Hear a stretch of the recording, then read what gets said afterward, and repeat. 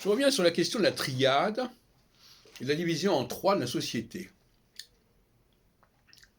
Je pense qu'en réalité, on a affaire à quelque chose qui est de l'ordre du 2 plus 1, qui est d'ailleurs typiquement la situation du ternaire. Il y a une dialectique entre les gens qui sont consacrés au matériel et ceux qui sont consacrés au relationnel. Quand je dis le matériel, c'est au sens large, c'est-à-dire le maintien des librairies, tout ça c'est matériel. Le maintien des monuments, c'est du matériel. C'est donc dans le temps. Et puis il y a ceux qui sont dans l'espace et qui sont, voilà, il faut faire société, il faut être ensemble, il faut être solidaires les uns des autres, etc. Et il y a un troisième élément de synthèse, c'est ce que j'appelle le leader, qui est capable de fonctionner sur les deux registres successivement et alternativement. Alors que les autres personnes, eux, sont plutôt axés sur le matériel ou plutôt axés sur le relationnel. Voilà. Donc, voilà comment je vois les choses. Et le problème, c'est que le premier binôme, je dirais que c'est Mars-Jupiter. Mars qui est matériel, et Jupiter qui est, sur ce plan-là, relationnel. Mais ce n'est pas le même Jupiter, c'est la même planète, mais ce n'est pas le même rôle. Le Jupiter des leaders n'est pas le Jupiter de l'astrologie basique. C'est là qu'il y a une confusion. En revanche, le problème qui se pose, c'est pour Saturne. Actuellement, vous savez que dans la mythologie, Saturne est mis à part, il est rejeté par Jupiter, etc. Et actuellement,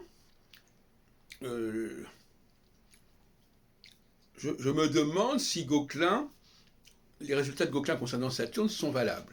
Voilà. J'aurais préféré qu'il travaillât sur 2 niveaux et pas sur 3. Maintenant, autre réflexion.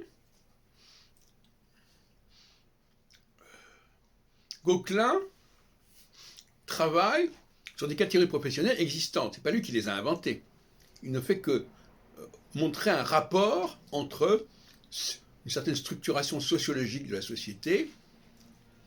Il travaille sur des annuaires professionnels. C'était il y a 5 ans, c'était au début des années 50, c'est comme il y a 70 ans. Et donc il essaie de montrer qu'entre ces catégories professionnelles et les catégories planétaires, il y a un lien, il y a une analogie, disons. De la même manière, quand André Barbeau travaille sur de la psychanalyse et de l'astrologie, à peu près à la même époque, il veut montrer qu'il y a une analogie entre l'approche psychanalytique et l'approche astrologique, notamment du thème natal. Et quand André Barbeau travaille sur les astres et l'histoire, il veut montrer qu'il y a une analogie entre la structuration que proposent les historiens, qui eux-mêmes proposent Deuxième Guerre mondiale, Première Guerre mondiale, et le discours astrologique.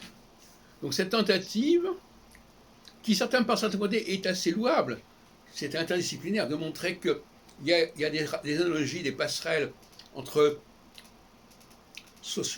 les structures socio-professionnelles et les planètes, entre la psychanalyse et l'astrologie, entre l'histoire et les cycles planétaires.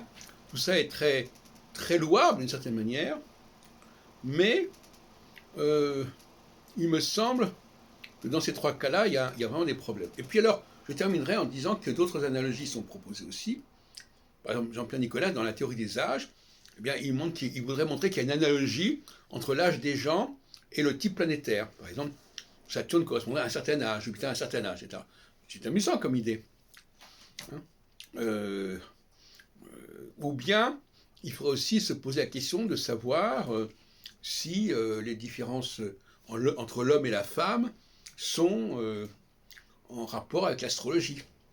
Donc il y a tout un champ comme ça de connexion qui s'ouvre, qui a été ouvert, mais malheureusement, parfois on choisit le mauvais cheval. Par exemple, Barbeau a voulu montrer que l'histoire du communisme, la montée du communisme, pouvait correspondre à une structuration astrologique.